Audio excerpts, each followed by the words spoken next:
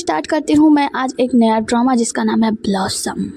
खैर आप लोग ये सोच रहे होगे ना कि मैं कोई भी ड्रामा कंप्लीट क्यों नहीं करती हूँ, तो उस सब के कारण भी आप ही लोग हैं, क्योंकि आप लोग देखते तो हो लेकिन उसे लाइक नहीं करते, और जब आप लोग लाइक नहीं करते हो और पूरा रिस्पॉन्स अच्छा नहीं होता है तो फिर मेरा बनाने का बिल्कुल भी मूड नहीं होता। ठीक है, तो ब्लॉसम ड्रामे को स्टार्ट करते हैं, जहाँ हम देखते हैं कहानीकार जो कि कुछ कहानी सुना रहा होता है। ये बहुत डरा होता है क्योंकि इसके चेहरे पर बहुत ज़्यादा चोट वोट भी लगी होती है। इसका जो साथ में एक साथी होता है वो कहता है कि मालिक मुझे लगता है बहुत देर हो चुकी है, आपको कहानी आगे बढ़ानी चाहिए। तो वो कहानी आगे बढ़ाता है और बताता है कि एक ऐसा राजकुमार जो कि बहुत आगे बढ़ चुका है लेकिन आज उसके लिए खतरा होने वाला है। वैसे मतलब अजीब अजीब सी कहानी सुना रहा था। यहाँ पे सारी चीज़ टूटी बिखरी होती है। हम देखते हैं एक क्राउन प्रिंस को इसको कैद किया गया होता है और इस क्राउन प्रिंस का नाम होता है जुई चेंग, और इसके गले पे एक तलवार लगाया होता है। जो तलवार लगाया होता है वो एक कमांडर होता है, उसका नाम होता है सोंगमो। सोंगमो जो होता है वो राजकुमार से कहता है कि राजकुमार, क्या आपको नहीं लगता कि आपके लिए सारे रास्ते खत्म हो चुके हैं, अभी आपका अंतिम समय है, तो आपको कुछ समय के लिए ये याद रखना चाहिए कि आप लोगों ने क्या क्या गलतियां की हैं। मतलब आपके और आपके पिता ने मिलकर 35,000 सैनिकों को, इतने लोगों को मार दिया, खून के मत के घात उतार दिए। मैंने उन सबका बदला लेने के लिए ठानी थी और आज मैं उन सबका बदला ले रहा हूँ।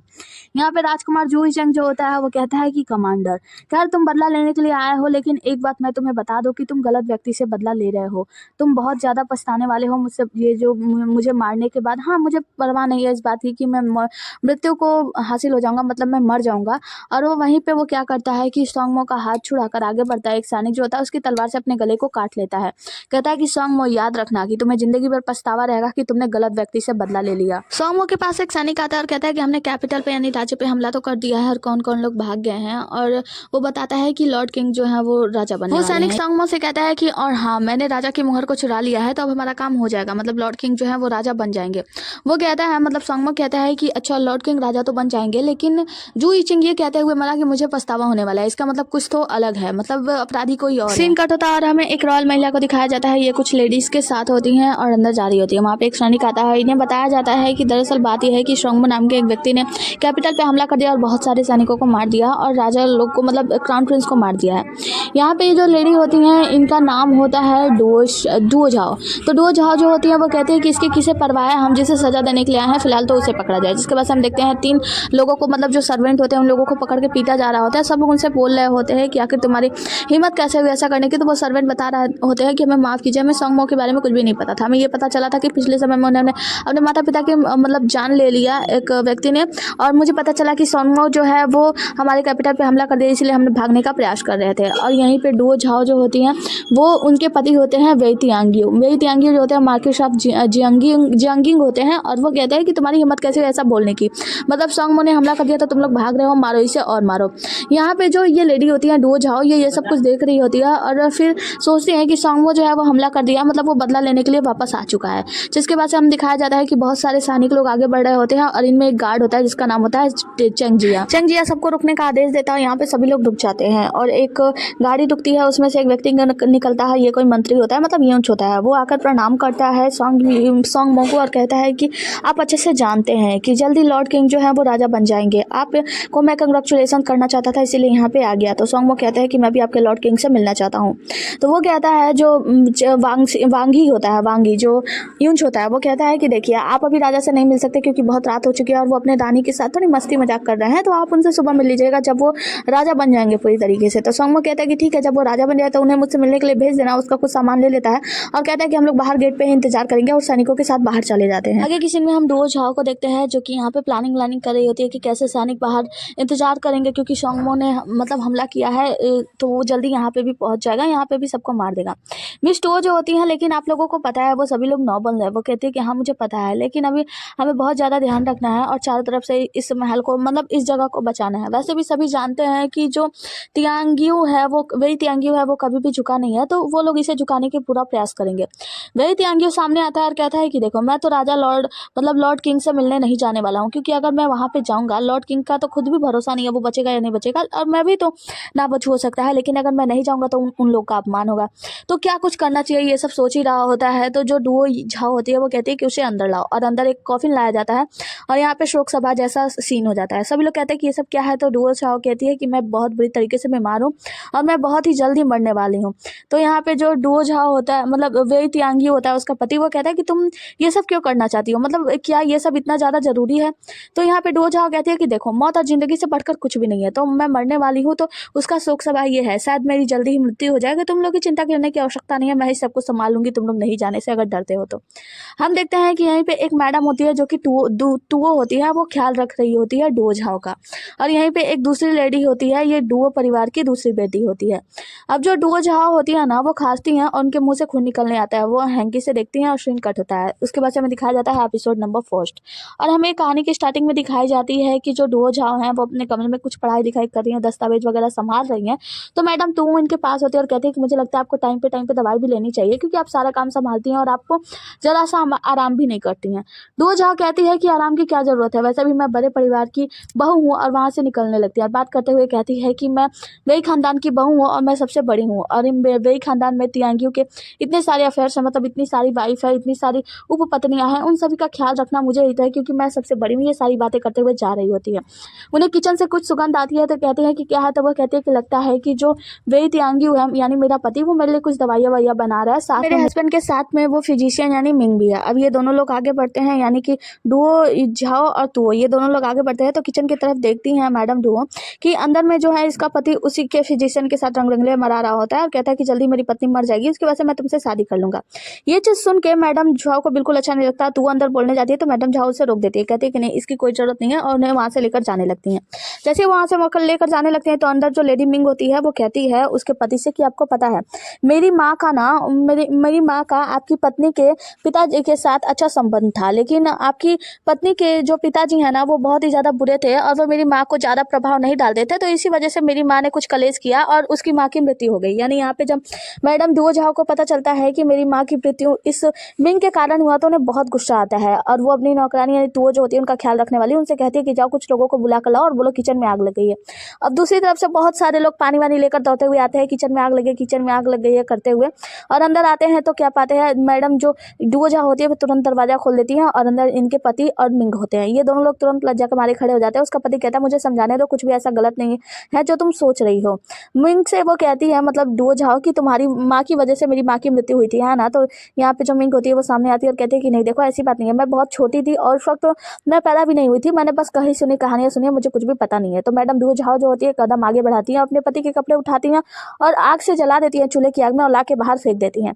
कहती हैं कि मैं मैडम डुओ झाओ आज से अपने पति वेई तियांगियों से अपना रिश्ता तोड़ती हूँ, क्योंकि मेरे पति वेई तियांगियों को मैंने अपना सब कुछ दिया, मैंने अपना सर्वस्व उसे सौंप दिया, अपने मतलब सब कुछ उसके लिए किया, पूरी जिंदगी उसका और उसके पत्नियों का ख्याल रखती आई, अब उसके हजारों बच्चों का ख्याल रखा, लेकिन उसने मेरे साथ कुछ भी नहीं किया, और वो आज फिर भी मुझे धोखा दे रहा है। इतना सब कुछ करने के बाद भी वो मेरी फिजिशियन मिंग के साथ मिलकर, जो कि कहीं जहाँ तक कि माना जाए वो मेरी सौतेली बहन लगेगी, उसके साथ मिलकर किचन में पकड़ा गया। आज से मैं इससे रिश्ता तोड़ती हूँ और ये सब कुछ छोड़कर जाती हूँ, और वहाँ से अपने भी कपड़े जला देती है थोड़े से और वहाँ से निकल जाती है। वेई तियांगी अंदर कमरे में होता है और यहीं पे उसका एक नौकर दौड़ता हुआ आता है, कहता है कि मैडम गाड़ी लेकर भाग रही है, मतलब जा रही है यहाँ से। तो वो कहता है, उसका मालिक जो वेई तियांगी होता है वो कहता है कि मूर्ख, तुम्हें क्या लगता है मुझे पता नहीं है, जल्दी जाओ मेरे लिए कुछ कपड़े लेकर आओ, और तुम यहाँ पे खड़े खड़े क्या कर रहे हो। नौकर दौड़ता हुआ जाता है और यहाँ पे जो वो लड़की होती है मिंग, वो बहुत ज़्यादा गुस्सा करती है और सब कुछ उठाकर फेंकती है, कहती है कि मैं अपने माँ से कहूँगी इसे जहर दे दे, वैसे भी मेरी माँ ने ही इसके माँ के खाने में जहर मिला था जिससे उसकी मृत्यु हो गई, और तुम खड़े खड़े देख क्या रहे हो, जाओ कुछ करो। अगर वो यहाँ से चली गई, डुओ झाओ यहाँ से चली गई और इम्पेरर कोर्ट तक पहुँच गई,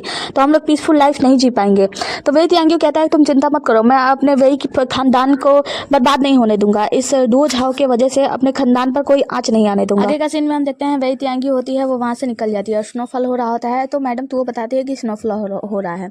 जो मैडम वेई तियांगी होती है वो बाहर देखती हैं और वो हाथ से रोकती है, कहती है कि ये स्नोफॉल नहीं है, ये कुछ और है। तभी हमें दिखाया जाता है कि वहाँ पे जितने भी सारे सैनिकों का हत्या हुआ रहता है, मतलब जितने भी सैनिक मरे हैं उन सबको जलाया जा रहा होता है, उनसे जो राख होती है वो हवा में उड़ा होता है।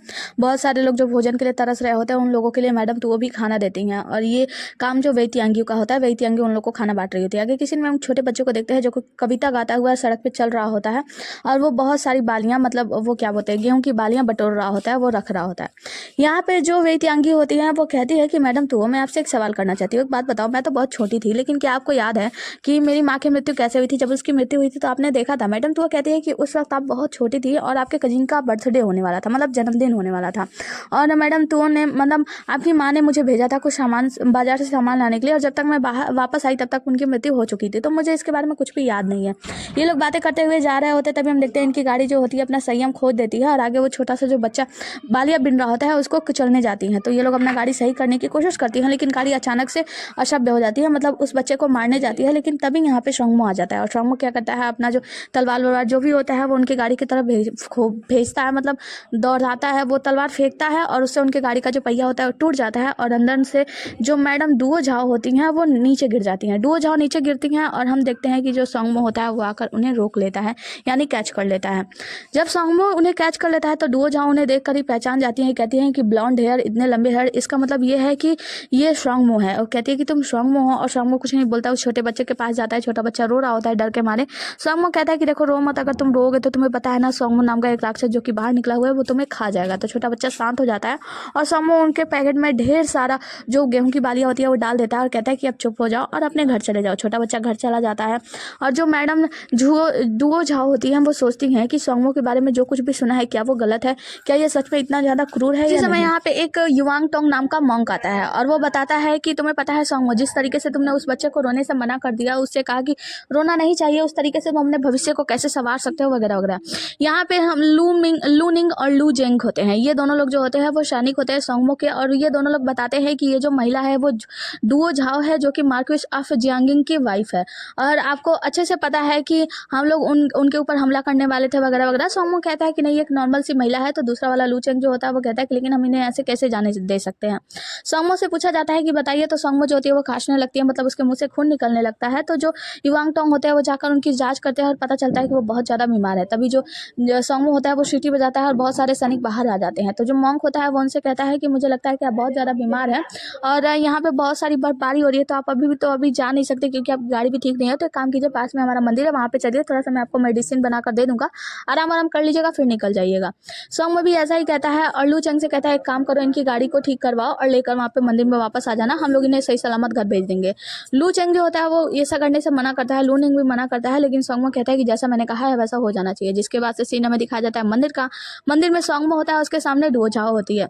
लू निंग आता है, मतलब लू निंग आता है और आके बताता है कि जो शोंगमो से बताता है कि जो ये डुओ झाओ है इनके गाड़ी में कुछ भी ज़्यादा नहीं मिला है, बस कुछ कपड़े हैं और जेवरात है और पैसे हैं, बाकी कुछ खतरनाक चीज़ नहीं मिला, मतलब ये हमला करने के लिए कुछ साजिश वाजिश नहीं है। जो शोंगमो होता है वो जाकर पूछता है कि डुओ झाओ ये बताओ आप इतनी रात को घर से क्यों निकली हो। तो वो बताती है कि दरअसल हमें घर के लिए निकलना था, बस इसीलिए। तो यहाँ पे शोंगमो कहता है कि इतनी रात को क्या आवश्यकता आन पड़ी थी। तो वो कहती है कि आपको इससे क्या लेना देना। तो शोंगमो इससे पहले कुछ बोलता, लू निंग और लू जेंग बोलते हैं कि देखो ये हमारे मालिक है और ये जो है ना ये राज्य पे हमला किए हैं, तो बहुत सारी बातें हैं, तो इन्हें बहुत कुछ ध्यान पे रखना होगा, तो फिर सच्चाई बताओ। तो यहाँ पे जो डुओ झाओ होती है वो कहती है कि मैं बताती हूँ, दरअसल बात यह है ना कि हमारा कुछ पर्सनल मामला है। जो हमारे पति हैं जो जिनका नाम वे तियांगी है, उन्होंने मुझे मतलब उन्होंने अफेयर किया मेरे ही सौतेली बहन के साथ, मुझे धोखा दिया, इसीलिए मैंने उनसे रिश्ता तोड़ लिया और मैं अपने घर को जा रही हूँ ताकि मैं उनसे तलाक ले सकूँ। ये बातें सुन के शोंगमो कहता है कि माफ़ कीजिएगा, मुझे आपकी ये बातें सुन के थोड़ा सा बुरा लगा। तो वो कहते हैं कि नहीं ये कोई इतना भी गंभीर मामला नहीं है और जल्दी सब कुछ ठीक हो जाएगा। वो कहती है वैसे एक बात बताओ, आपके ये ग्रे हेयर, मतलब आपने पूरे हेड को ग्रे हेयर कर लिया, वैसे आप जल्दी राजा बनने वाले हैं ना। तो हम देखते हैं तभी जो शोंगमो होता है उसके मुंह से खून निकलने लगता है, वो उसे खांसी आने लगती है। यहाँ पे पता चलता है कि शोंगमो भी बहुत ज़्यादा बीमार है। तो शोंगमो कहता है कि डुओ झाओ तुम्हें पता है मैं एक ऐसा व्यक्ति हूँ जो कि मरने वाला हूँ और जिसने अपना हाथ गलत व्यक्ति के हाथ में रख दिया, मतलब इसे पछतावा होता है कि इसने हमला कर दिया उस व्यक्ति के लिए लॉर्ड किंग के लिए जो कि शायद अच्छा नहीं है। यही बात डुओ झाओ कहती है कि एक मरने वाला व्यक्ति जिसने अपना हाथ किसी गलत व्यक्ति के हाथ में रख दिया। अब ये दोनों अपने दुख सुख बांट रहे होते हैं, तभी एक सैनिक आता है और बताता है बाहर ढेर सारे सैनिक आए हुए हैं। अनाउंसमेंट होती है और यहाँ पे जो हमारा हीरो शोंगमो होता है और जो हमारी हीरोइन डुओ झाओ होती है, ये दोनों लोग बाहर जाते हैं और जैसे ये लोग बाहर जाते हैं बाहर ढेर सारे सैनिक होते हैं और यहाँ पे आया होता है वांगी जो होता है यूंच, और वो कहता है कि शोंगमो तुम्हें हमारी बात माननी होगी और तुम हमारी बात नहीं मानोगे तो तुम्हारे साथ क्या कुछ हो सकता है ये तुम सोच भी नहीं सकते। शोंगमो कहता है कि यूंच यानी कि वांगी तुम जो कुछ भी कहना चाहते हो साफ साफ कहा कि किस जुल्म में तुम मुझे मारना चाहते हो। यूंच जो होता है वो बाहर आता है अपना मुंह ढकते हुए और हंसते हुए कहता है कि स्कैंडल, तुम्हें नहीं पता है तुमने वेई परिवार से स्कैंडल कर दिया। मतलब डुओ झाओ जो है वो वेई तियांगियों की पत्नी है और वेई तियांगियों सामने आता है और कहता है कि महाराज ने यह आदेश दिया है कि वेई तियांगी यानी मेरी पत्नी का तुमने किडनैप कर लिया है, इसीलिए मैं तुम्हें जान से आज मार दूंगा। यहाँ पे जो डुओ झाओ होती है वो कहती है कि नहीं नहीं ऐसा नहीं है, तभी उसको खांसी आने लगती है। अब ये लोग कहते हैं, मतलब ये लोग जो यूंच होता है और जो उसका पति वेई तियांगी होता है, ये लोग फंसा रहे होते हैं और सोंगमो से कहते हैं कि तुम्हें अब जान से मार दिया जाएगा। सोंगमो कहता है कि ऐसी बात है तो ठीक है, मैं भी तुम्हें नहीं छोड़ूंगा, और इतना सीटी बजाता है और वहाँ पे ढेर सारे सैनिक आ जाते हैं सोंगमो के भी। यहाँ पे जो युवांग टोंग होता है यानी जो मॉन्क होता है, वो मैडम से कहता है यानी डुओ झाओ से कि आप चलिए मैं आपको सेफ जगह पे ले चलता हूँ। वो मैडम जो झाओ होती है वहाँ से निकल जाती हैं। अब ये लोग कहते हैं, मतलब सोंगमो जो होता है वो कहता है कि ऐसी बात है तो चलो ठीक है, फिर मैं हमला करता हूँ, लेकिन मैं तुम्हें उससे पहले मैं एक बात बता दूं कि मुझे अच्छे से पता है कि लॉर्ड किंग जो है वो मारे जा चुके हैं, क्योंकि उससे पुराने समय में जब मेरी उनसे मुलाकात हुई थी, लॉर्ड किंग ने कहा था वो तो खुद चाहते हैं सोंगमो को राजा बनाना, लेकिन तुम लोगों ने ये सारी चालें चली और मैं सारा कुछ पता लगा चुका हूँ। ये जो वांगी होता है वो कहता है कि अच्छा सब कुछ पता लग भी गया है तो तुम कुछ नहीं कर सकते। और जो उसी के साथ होता है वेई तियांगी, वो कहता है कि ये सब क्या हो रहा है। तो जो वांगी होता है यूं वो गाड़ी में बैठता है और वहां से निकल जाता है, और जो वेई तियांगी होता है वो भी वहां से जाने लगता है। सारे सैनिक जो होते हैं एक दूसरे पे हमला करने लगते हैं, मतलब तुरंत ही हमला होने लगता है। और दूसरे सीन में हम देखते हैं जो मॉन्क होता है वो डुओ झाओ को लेकर वहां से छिपके से निकल रहा होता है। सारे सैनिक लोग एक दूसरे के ऊपर हमला कर रहे होते हैं। यहाँ पे वेई तियांगी होता है वो एक जगह पे छिपकर बचकर भाग रहा होता है। सोंगमो भी यहाँ पे लड़ाई में कूद गया होता है। वेई तियांगी के पास एक सैनिक आता है तो वेई तियांगी कहता है कि देखो मेरी कोई भी गलती नहीं है, और हाँ देखना मेरी वाइफ ना मरे। तो यहाँ पे जो वो सैनिक होता है वो कहता है कि देखो तुम चिंता मत करो, अगर तुम्हारी वाइफ मर भी जाती है ना तो सोंगमो जो है वो तो एक भगौड़ा है, तो उसका तो कुछ, अगर वो जिंदा बच भी जाता है तो उसका कुछ नहीं हुआ, तुम बस अपना ख्याल रखो। और ये किनारे में छिपा होता है। ये जो सैनिक होता है वो नीचे से जाता है, मतलब उस रास्ते पे जाता है जहाँ पे डुओ झाओ को लेकर जा रहे होते हैं वो मॉन्क, और वो अंदर में जाकर उन लोगों के ऊपर हमला करता है। वहाँ पे जितने भी सैनिक होते हैं वो सारे लोग एक दूसरे से लड़ाई कर रहे होते हैं। मॉन्क जो होते हैं सबसे संभालने की कोशिश कर रहे होते हैं, लेकिन मॉन्क भी फाइनली मारे जाते हैं। मॉन्क के मरने के बाद तो जो होती है वो डुओ झाओ को लेकर वहां से भाग रही होती है, लेकिन वो जो बाहर देखने की लड़ाई चल रही होती है, अंदर जो होता है मॉन्क इन लोगों को बचाने का प्रयास कर रहा होता है, कहता है कि प्लीज तुम भाग जाओ, लेकिन तुओ और झाओ ये दोनों लोग भाग नहीं पा रहे होते। जो सैनिक होता है वो आगे आता है और तुओ को भी मार डालता है। जब वो तुओ को तलवार घोंप देता है तो वो तुओ जो होती है उस सैनिक का पैर पकड़ लेती है और कहती है कि मैडम जाओ, आप प्लीज यहाँ से भाग जाओ, बेटी जाओ, भाग जाओ। लेकिन जाओ वहां से भाग नहीं पा रही होती है और सैनिक मैडम तुओ को पूरी तरीके से जान से मार देता है, मतलब कितनी बार तलवार घोंप देता है। ये सब देखकर झाओ के मतलब एकदम आंखों से आंसू निकलने लगते हैं, वो जोर जोर से चीखने लगती है। सैनिक आगे बढ़ता है मैडम झाओ को मारने के लिए, मतलब डुओ झाओ को मारने के लिए, तभी यहाँ पे आ जाता है सोंगमो जो होता है मैडम डुओ झाओ को बचा लेता है, उस सैनिक को मार देता है। यहाँ पे ढेर सारे सैनिक आ जाते हैं और सारे सैनिक मिलकर सोंगमो के ऊपर हमला कर रहे होते हैं और सोंगमो के बीच तलवार घोंप देते हैं, लेकिन सोंगमो फाइनली सारे सैनिकों को मार देता है। और डुओ झाओ जो होती है वो अपने मैडम तुओ को पकड़कर बहुत जोर जोर से रो रही होती है, जिसके बाद से रोने धोने के बाद वो जाती है सोंगमो के पास और कहती है कि सोंगमो मुझे माफ कर दो, मैं सच बता रही हूँ, मेरी कोई भी गलती नहीं है इन सब में, मतलब मैंने ये सब कुछ जानबूझ के नहीं किया और ये सब चाल मेरी नहीं थी। मुझे नहीं पता था कि मेरा पति कुछ भी ऐसा करेगा, वो मेरा पीछा करवा रहा है, इन सब के बारे में मुझे कुछ भी नहीं पता था कि वो लोग कुछ भी ऐसा करने वाले। वो कहता है कि हाँ मैं तुम्हारी बातें अच्छे से जानता हूँ और मैं तुम्हें बचा नहीं सका, उसके लिए मुझे क्षमा करो। झाओ कहती है कि नहीं, तुमने मेरी जान बचाई है, उसके बदले में तुम जो चाहो मैं करूंगी, तुम मेरे साथ चलो। और वहां से लेकर जाने की कोशिश कर रही होती है, लेकिन वो उठ नहीं पा रहा होता है। मॉन्क जो होता है वो कहता है कि तुम दोनों मेरे साथ मेरे पास आओ, और ये दोनों लोग उनके पास जाते हैं। तो मॉन्क एक किताब देता है डुओ को और एक दरवाजा रहस्यमय खुलता है और कहता है कि तुम दोनों यहाँ से निकल जाओ। वो दोनों कहते हैं नहीं मॉन्क आप भी हमारे साथ चलो। मॉन्क कहता है कि ज्यादा समय नहीं है, तब वहाँ पे ढेर सारे सैनिक आ रहे होते हैं। ढेर सारे सैनिकों का सुनकर जो झाओ होते हैं और सोंगमो होते हैं वो दोनों लोग वहां से निकलने लगते हैं। मॉन्क जो होता है तुरंत अपने प्राण त्याग देता है और ये लोग पीछे मुड़कर देखते हैं, फिर आगे बढ़ने की कोशिश करते हैं। पीछे से हम देखते हैं एक रहस्यमय व्यक्ति को। ये रहस्यमय व्यक्ति जो होता है ना, इसके हाथ पे कुछ निशान होता है और वो एक तीर चला देता है जिससे इन दोनों को लग जाता है, मतलब डुओ झाओ और सोंगमो इन दोनों को लगता है और उस दरवाजे से वो लोग बाहर गिरते हैं। मतलब बहुत सारे शीशा वीसा टूटा होता है और गिर रहे होते हैं। गिरते वक्त हम देखते हैं कि जो सॉन्ग होती है, मतलब जो डुओ झाओ होती है ना, उसके मतलब सारी बातें याद आ रही होती है, कैसे उसके बचपन से जवानी बीता, कैसे उसकी शादी हुई, प्यार हुआ, वो सब कुछ। और फिर वो उस किताब को देखती है जो कि उस मॉन्क ने दिया था, उस किताब को पकड़ लेती है। यहाँ पे हम देखते हैं सोंगमो जो होता है वो नीचे की ओर गिरने लगता है, तो उसके खून की एक बूंद आकर लगती है डुओ झाओ के कान के पीछे और उसके कान के पीछे एक छोटा सा निशान बन जाता है। सीन कट होता है और आगे हम एक छोटे बच्चे को देखते हैं जो कि किसी को कहता है कि क्या अब तुम्हें होश आया। यहाँ पे एक छोटी बच्ची होश में आ रही है, इसका नाम होता है डुओ झाओ। डुओ झाओ जो है वो पास्ट में आ चुकी है। वो शीशे में अपने आप को देखती है, कहती है कि क्या ये मैं हूँ, और वो बहुत ही ज्यादा कंफ्यूज हो जाती है। तभी यहाँ पे उसकी माँ आती है और साथ में तुओ आती है। मैडम तुओ और उसकी माँ दोनों लोग आती हैं और कहती है कि तुम ठीक तो हो ना बेटी। वो अपनी माँ को देखकर उसकी आंखों में आंसू होते हैं। मैडम तुओ को देखती है, कहती है मैडम तुओ आप, और फिर वो उन दोनों को गले लगा लेती है और बहुत ही ज्यादा उदास होती है कि शायद मैं पास्ट में आ गई हूँ, पुराने समय में आ गई हूँ। उनसे साल पूछती है तो वो लोग बताते हैं, तो वो बहुत ही ज्यादा उदास हो जाती है। मतलब वो उन दोनों को गले से लगाती है, कहती है कि माँ फाइनली आप मेरे पास हो। जिसके बाद से वो आईने में अपने आप को देख रही होती है। वो बताने की उन लोग को कोशिश करती है कि माँ शायद मैं बहुत पीछे चली गई थी और पता नहीं क्या क्या हुआ वगैरह वगैरह। तो यहाँ पे ये जो बच्चा होता है वो कहता है कुछ नहीं, बस ये तुम पुराने से कहानी की किताबें पढ़ी हो ना, इस वजह से तुम्हें हो रहा है ये सब, और इस एज में ये सब होना नॉर्मल सी बात है, तो ऐसी किताबें पढ़ना बंद करो। और वहाँ से जाने लगता है तो उसकी माँ, डुओ झाओ की जो माँ होती है वो कहती है कि धन्यवाद युवांगटोंग। तो वो कहती है कि क्या तुम युवांगटोंग हो, मतलब वही मॉन्क। तो वो कहता है कि हाँ मेरा नाम युवांगटोंग है। जिसके बाद से सीन कट होता है और हमें दिखाया जाता है एक छोटे से बच्चे को, सोंगमो को। सोंगमो जो होता है वो भी बेहोश होता है, उसके माता पिता उसके पास बैठे होते हैं, तभी सोंगमो को होश आता है। उसकी माँ आती है, कहती है कि बेटा फैमिली तुम होश में आ गए, तुम ठीक तो हो ना। वो कहता है कि माँ मैंने कुछ सपना देखा, मुझे लगता है वो बिल्कुल सच है, मैं उस सपने से बाहर नहीं आ पा रहा हूँ। तो उसकी माँ बहुत ज़्यादा रो रही होती है, कहती है कि तुम बहुत पुराने समय से बहुत बुरे तरीके से ऐसे सोए हुए थे, अभी तक तुम्हें होश नहीं आ रहा था, मैं बहुत ही ज़्यादा चिंतित थी, फाइनली तुम ठीक हो गए, मुझे ये बहुत अच्छी बात है। यहाँ पे एक व्यक्ति होता है, उन्हें धन्यवाद कंग्रेचुलेसन कहता है, और वो जो मैडम होती है उन्हें धन्यवाद कहती है आपको बहुत बहुत धन्यवाद, क्योंकि आपने मेरे बेटे को ठीक किया। मतलब यहाँ पे ये दोनों लोग पास्ट में आ चुके हैं, सोंगमो और डुओ झाओ। आगे हम डुओ झाओ को देखते हैं, जिसके हाथ में वही किताब होती है जो कि उसे मॉन्क ने दिया था, उस किताब को पढ़ रही होती है, किस समय में क्या हुआ वगैरह वगैरह, आफ्टर बिकमिंग स्कॉलर कैसा कैसा, मतलब उसमें ना इन्हीं लोगों की कहानी होती है जो कि उस मॉन्क ने लिखा होता है। ये सारी कहानी पढ़ते हुए आगे बढ़ रही होती है, तभी हम देखते हैं कि वहाँ पे सोंगमो आता है, उससे टकरा कर आगे बढ़ जाता है। मतलब ये दोनों एक दूसरे को देखते हैं लेकिन एक दूसरे से पहचान नहीं पाते, या यूँ कहो पहचानने की कोशिश कर रहे होते हैं। तभी हम देखते हैं यहाँ पे इसकी माँ आती है और तू आती है, ये तीनों लोग साथ में जा रहे होते हैं। तो जो बेटी होती है वो कहती है कि फाइनली सक्सेस हुआ। तभी एक व्यक्ति सैनिक दौड़ता हुआ आता है और कहता है कि फाइनली आपके जो पतिदेव हैं, मतलब जो डुओ झाओ के पिताजी हैं, वो सक्सेस हो गए हैं, वो स्कॉलर बन चुके हैं। माँ बहुत ज़्यादा खुश हो जाती है, कहती है कि बेटा ये सब तुम्हें कैसे पता। वो कहते कुछ नहीं माँ, बस मैंने ऐसे ही बोल दिया था। वो कहती है कि ये तो बहुत अच्छी बात है कि तुम्हारे पिता मतलब सक्सेस हो गए हैं, और फाइनली इस बार मेरी सहेली आने वाली है जिसका नाम कि वांग वांग यांगशुए है, तो वो भी आने वाली है, और फाइनली हम लोग मिलकर खूब पार्टी वार्टी करेंगे। जिसके बाद से हमारी छोटी डुओ झाओ जो होती है वो याद करती है कि ऐसे ही पिताजी जब सक्सेस हुए हैं, स्कॉलर बने थे, तभी मेरी मतलब ये जो लेडी थी वांग यांगशुए, ये आई थी यहाँ पे पार्टी वार्टी करने के लिए। उसी वक्त मेरी माँ की मृत्यु हो गई थी, और उसी समय ये वांग शुए जो है वो मेरे पिता की दूसरी पत्नी बन गई थी, जिससे मेरी सौतेली बहन का जन्म हुआ।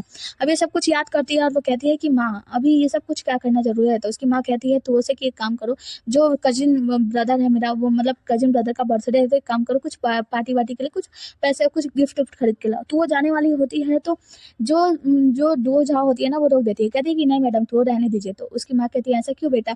तो वो कहते हैं कि माँ एक काम करो ना, मामा जी का बर्थडे है और बहुत दिनों से हम लोग उनसे मिले भी नहीं है, पिताजी से भी नहीं मिले हैं, तो एक काम करो, पिताजी यहाँ पे आ रहे हैं, यहीं पे पार्टी कर लेंगे, मामा जी को भी बुला लो और सब लोग मिलकर पार्टी कर लेंगे साथ में, और पिताजी स्कॉलर बन गया वगैरह वगैरह, मतलब बड़ी बड़ी बातें कर रही होती है।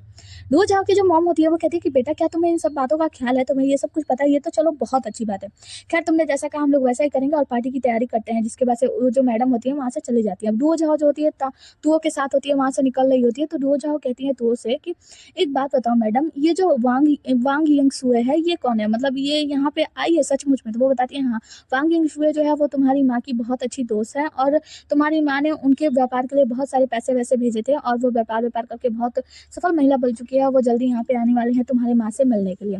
वो कहती है कि ठीक है फिर एक काम कीजिए, मुझे कुछ चीज़ की तैयारी करनी है, एक काम करो किसी को बुलाना है, अंकल को जल्दी बुला कर लाओ, मुझे उनसे बहुत ज़रूरी बात करनी है। तो वो जो होती है वहाँ से निकल जाती है, कहती है कि ठीक है जैसा तुमने कहा मैं अभी जाती हूँ, और तो वो वहाँ से चली जाती है। अब डुओ झाओ जो होती है वो देखती है उसकी माँ जो होती है वो भगवान से प्रार्थना कर रही होती है। तो जो डुओ झाओ होती है वो कहती है कि माँ तुम चिंता मत करो, इस बार मैं तुम्हें मरने नहीं दूंगी, और चाहे कुछ भी हो जाए, मैं फ्यूचर में जो कुछ भी हो वो सब कुछ बदल के रहूंगी, और कुछ भी ऐसा नहीं होने दूंगी जिससे तुम्हें नुकसान हो वगैरह वगैरह। अपनी माँ को देखकर बहुत सारी बातें कह रही होती है। सीन और एपिसोड यहीं पे समाप्त होता है। मिलते हैं अगला एपिसोड में, तब तक के लिए बने रहिए हमारे साथ। Tata bye bye, take care. और हाँ, अगला एपिसोड देखने के लिए कमेंट जरूर कर देना। Okay bye.